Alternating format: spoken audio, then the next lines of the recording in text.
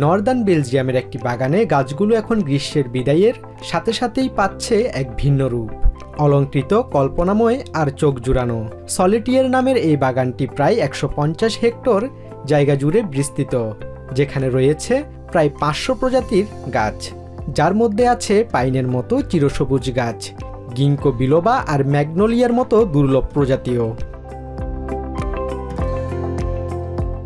গত এক দশকে শত শত গাছকে ছাঁটাই করে রূপ দেওয়া হয়েছে ভিন্নধর্মী ভাস্কর্যে পরিণত করার লক্ষ্যে।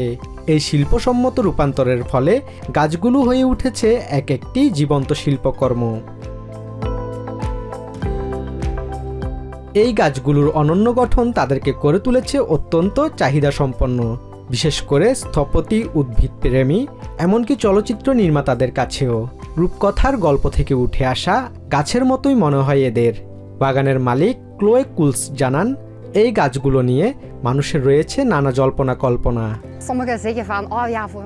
কেউ বলে এগুলো যেন বৃষ্টির ফোঁটা, আবার কেউ বলেন জাহাজের পাল, কেউ আবার বলছেন দেখতে ঠিক ললিপপের মতো।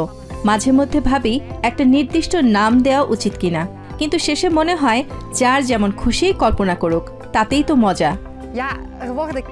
বিশেষ যত্ন, সুনিপুণ ছাঁটাই এবং বছরের পর বছর ধরে লালন পালনের ফলেই এসব গাছের এক একটির বাজার মূল্য দাঁড়িয়েছে 10,000 ইউরো পর্যন্ত।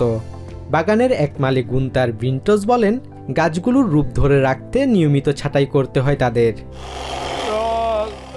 সবচেয়ে কঠিন কাজটা হলো প্রথমবার গাছের একটা নির্দিষ্ট রূপ দেওয়া। একবার সেটা হলে এরপর শুধু ওই রূপটা ধরে রাখা দরকার। নিয়মিত ছাঁটাই করতে হয়, আর তখনই সেটা হয়ে ওঠে এক নিখুঁত সৌন্দর্য।